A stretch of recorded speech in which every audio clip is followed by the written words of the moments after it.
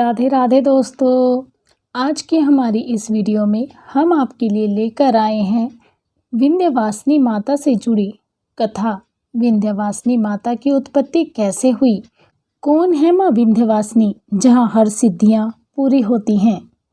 जाने क्या है इनका महात्म्य और पूजन विधि, क्यों कहते हैं इन्हें महिषासुर मर्दिनी, क्या है इनका रिश्ता भगवान श्री कृष्ण से। तो आइए जानते हैं हमारी इस वीडियो के द्वारा। गर्ग पुराण के अनुसार भगवान श्री कृष्ण की माँ देवकी के 7वें गर्भ को योग माया ने ही बदलकर रोहिणी के गर्भ में पहुंचाया था, जिससे बलराम का जन्म हुआ। भगवान विष्णु की आज्ञा से माता योग माया ने ही यशोदा मैया के यहाँ पुत्री के रूप में जन्म लिया था। कंस से बालकृष्ण को बचाने के लिए ही योग माया ने जन्म लिया था। मार्कंडेय पुराण के अनुसार माँ दुर्गा ने त्रेता युग में राक्षसों के संहार हेतु भाद्रपद कृष्ण पक्ष की अष्टमी को नंद यशोदा के घर में जन्म लिया था। उसी दिन विष्णु जी मथुरा जेल में देवकी के गर्भ से श्री कृष्ण के रूप में अवतरित हुए थे। अत्याचारी कंस को जब पता चल गया कि उनकी बहन की 8वीं संतान उसका वध करेगी, इस पर उसने देवकी और वासुदेव को कैद कर लिया। देवकी जिस भी संतान को जन्म देती, कंस उसे मार देता। लेकिन देवकी की 8वीं संतान पैदा हुई तो देव कृपा से कंस को पता नहीं चला। देवकी के 8वें गर्भ से जन्मे श्री कृष्ण को वासुदेव जी ने कंस से बचाने के लिए रातों रात यमुना नदी को पार कर गोकुल में नंद जी के घर पहुंचा दिया था तथा वहां यशोदा के गर्भ से पुत्री के रूप में जन्मी भगवान की शक्ति योग माया को चुपचाप से मथुरा के जेल में ले आए थे। इनके जन्म के समय यशोदा गहरी नींद में थी। उन्होंने इस बालिका को देखा नहीं था। उनकी जब आंख खुली तो उन्होंने अपने पास पुत्र को पाया, जो कि श्री कृष्ण थे। वासुदेव ने शिशु कृष्ण को नंद यशोदा के घर पहुंचाकर उसी दिन उनके घर पैदा हुई कन्या को लाकर देवकी को सौंप दिया। बाद में जब कंस को देवकी की 8वीं संतान के विषय में समाचार मिला तो वह कारागार में पहुंचा। उसे यह सुनकर आश्चर्य हुआ कि पुत्र की जगह कन्या का जन्म कैसे हुआ। आकाशवाणी में तो देवकी के 8वें पुत्र द्वारा मेरे वध की बात कही गई थी, फिर यह पुत्री कैसे हो गई। कंस ने सोचा यह विष्णु का छल हो सकता है, इसीलिए उसने उस नवजात कन्या को पत्थर पर पटक कर जैसे ही मारना चाहा, वह कन्या अचानक कंस के हाथों से छूटकर आकाश में पहुंच गई और उसने अपना दिव्य योग माया स्वरूप प्रदर्शित कर कंस से कहा, रे मूर्ख, तेरा वध करने के लिए देवकी की 8वीं संतान तो जन्म ले चुकी है, मुझे मारने से क्या होगा। बाद में देवताओं ने योग माया से कहा कि हे देवी, आपका इस धरती पर कार्य पूर्ण हो चुका है, इसीलिए अब आप देवलोक चलकर हमें कृतघ्न करें। तब देवी ने कहा, नहीं, मैं धरती पर ही भिन्न भिन्न रूप में रहूंगी। जो भक्त मेरा जैसा ध्यान करेगा, मैं उससे उस रूप में दर्शन दूंगी। अब देवताओं ने देवी का विंध्याचल पर्वत पर एक शक्तिपीठ बनाकर उनकी स्तुति की और देवी वहीं विराजमान हो गई। मार्कंडेय पुराण के अनुसार इसके बाद माँ दुर्गा विंध्य पर्वत पर आसीन हो गईं। तभी से ही उन्हें विंध्यवासिनी के नाम से जाना जाता है। ज्येष्ठ मास के शुक्ल पक्ष की षष्ठी के दिन विंध्याचल में पूजा का आयोजन होता है, जबकि शिव पुराण में उन्हें सती का अंश बताया गया है। शिव पुराण के अनुसार माँ विंध्यवासिनी को सती माना गया है। सती होने के कारण उन्हें नवदुर्गा कहा जाता है। कहते हैं कि आदिशक्ति देवी कहीं भी पूर्ण रूप में विराजमान नहीं है, लेकिन विंध्याचल ही ऐसा स्थान है जहाँ देवी के पूर्ण विग्रह रूप के दर्शन होते हैं। शास्त्रों के अनुसार अन्य शक्तिपीठों में देवी के अलग अलग अंगों की प्रतीक के रूप में पूजा होती है।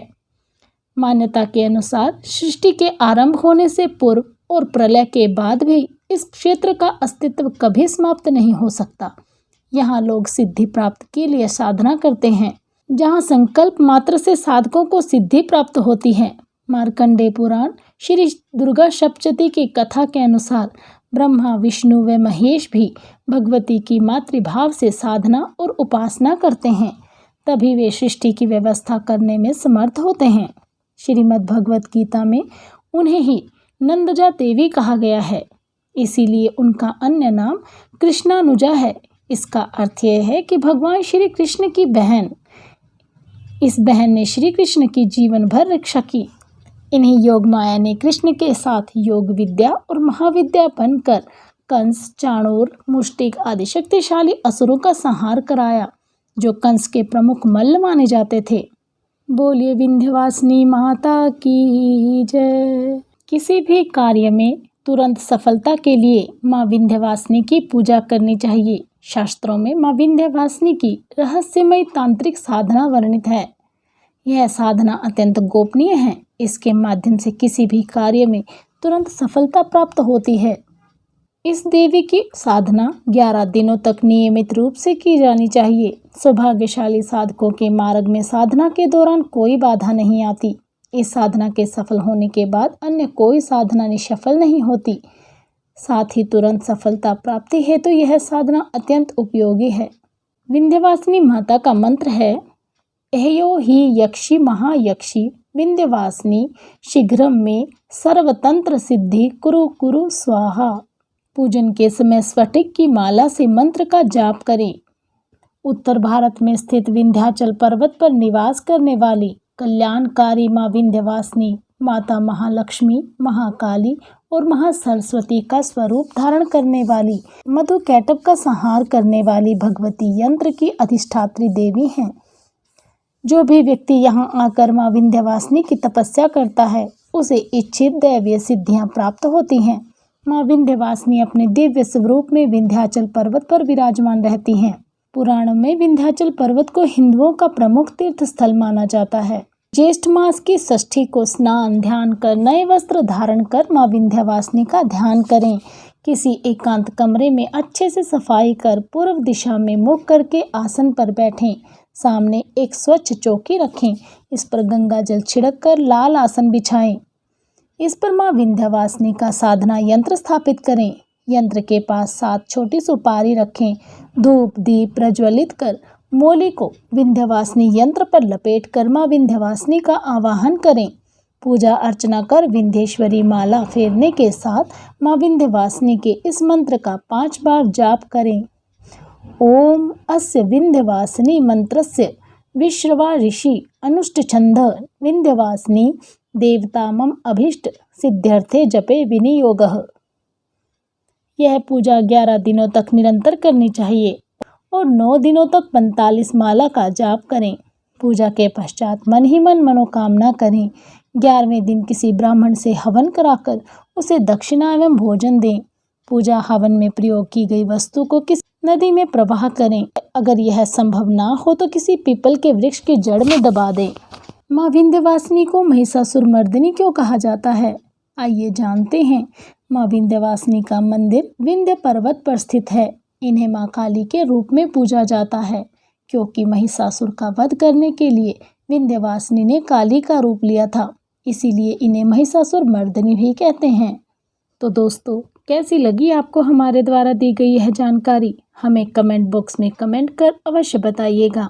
यदि आप हमारे चैनल पर नए हैं, हमारे चैनल को सब्सक्राइब करना मत भूलिएगा। और भी ऐसी ही धार्मिक कहानियाँ और उनसे जुड़ी जानकारियाँ प्राप्त करने के लिए बेल आइकन ज़रूर दबाएं, ताकि आपको हमारी हर वीडियो की अपडेट प्राप्त होती रहे। आप सभी का हमसे जुड़े रहने के लिए बहुत बहुत धन्यवाद।